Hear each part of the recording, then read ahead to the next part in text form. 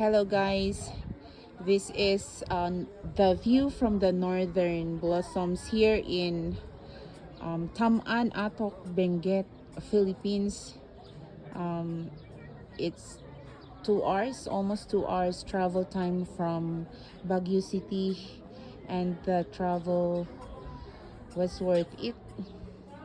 The road is friendly, not too friendly for those who do not like curves because actually the travel is all about the curve roads, but as you can see, if you arrive here, everything is worth it, and it's worth the time and of course the effort to drive for long hours.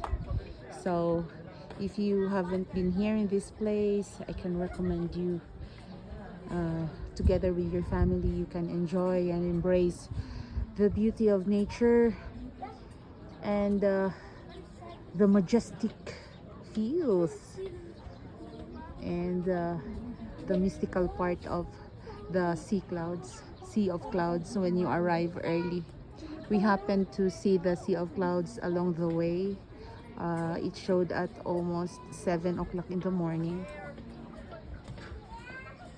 in Tubay. It was Tubay, if I'm not mistaken, the place.